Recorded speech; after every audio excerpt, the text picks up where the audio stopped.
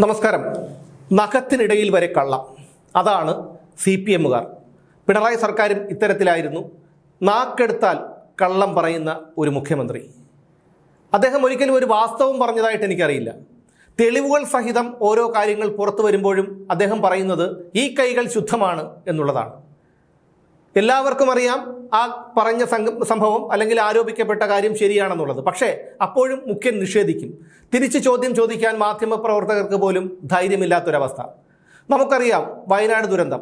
ഈ വയനാട് ദുരന്തം നടന്നതിന് ശേഷം മാധ്യമങ്ങൾക്ക് മുന്നിൽ വന്ന് കൈനീട്ടിയ സംഭവമൊക്കെ നമുക്കറിയാം. അതിനു മുമ്പ് ഒന്നാം പിണറായി സർക്കാരിന്റെ കാലത്ത് പ്രളയങ്ങൾ ഉണ്ടായപ്പോഴും ഇത്തരത്തിൽ വന്ന് ജനങ്ങളോട് കൈനീട്ടിയ ഒരു സംഭവം ഉണ്ടായിട്ടുണ്ട്. അതിനുശേഷം വയനാട് ദുരന്തമുണ്ടായി. അപ്പോഴും ഇത്തരത്തിൽ ഒരുപാട് പേർ, വ്യവസായികളും സംഘടനകളും ഉൾപ്പെടെ നിരവധി പേർ കോടിക്കണക്കിന് രൂപയാണ് മുഖ്യമന്ത്രിയുടെ ദുരിതാശ്വാസ നിധിയിലേക്ക് നൽകിയത്. ഒരു കൊല്ലം പിന്നിട്ടിരിക്കുന്നു വയനാട് ദുരന്തം കഴിഞ്ഞിട്ട്. ഇക്കഴിഞ്ഞ മാർച്ച് 1-ാം തീയതിയാണ് 178 വീടുകളുടെ താക്കോൽ ദാനം മുഖ്യമന്ത്രി നിർവഹിച്ചത്. അവിടെ ആകെ നിർമ്മിക്കേണ്ടത് 375 വീടുകളാണ്.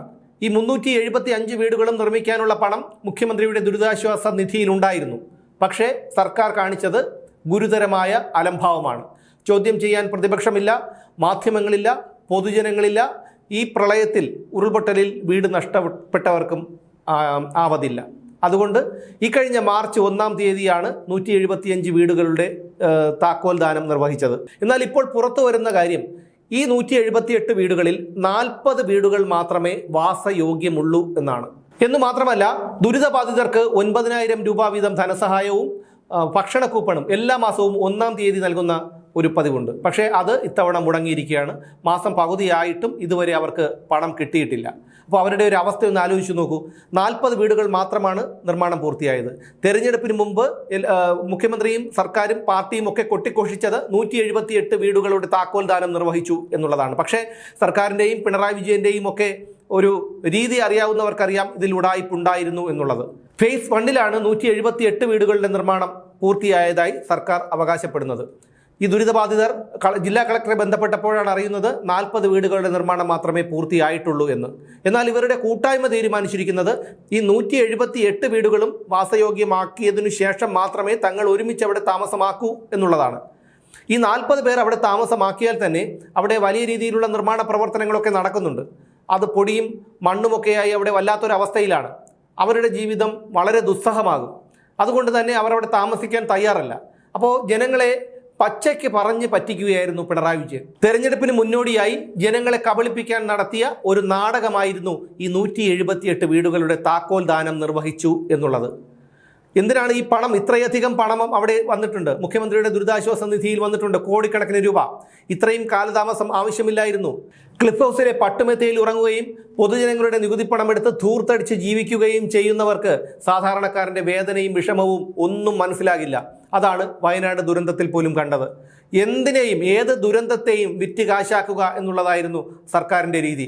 കോവിഡ് കാലത്ത് പോലും അവിടെ PPE കിറ്റും മാസ്കും വാങ്ങിയതിൽ നടത്തിയ വലിയ അഴിമതികൾ പുറത്തു വന്നു.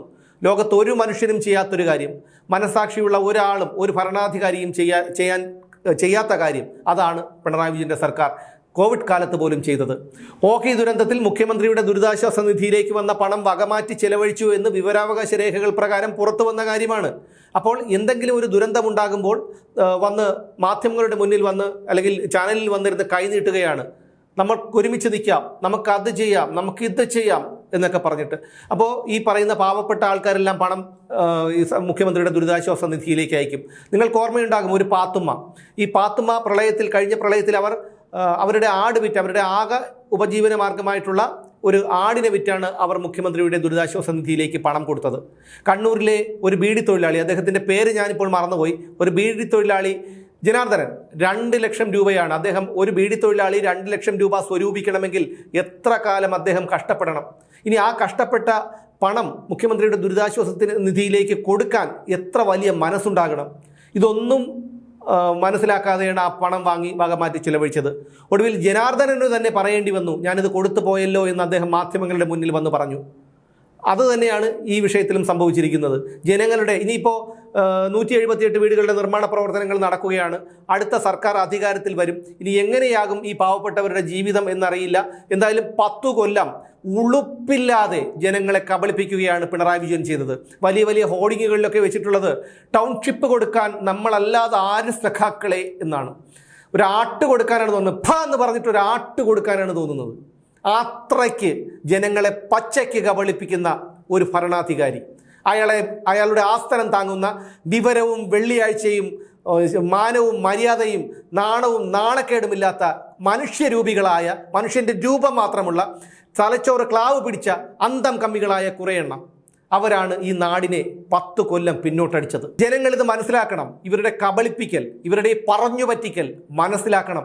ഇത് മുന്നിൽ കണ്ടുവേണം ഒരു പിരിവിന് വന്നാൽ പോലും, പാർട്ടി ഫണ്ടിലേക്ക് ഒരു പിരിവിന് വന്നാൽ പോലും മുഖത്ത് മീൻ വെള്ളമൊഴിച്ച് ഇവരെ ആട്ടിപ്പായിക്കണം.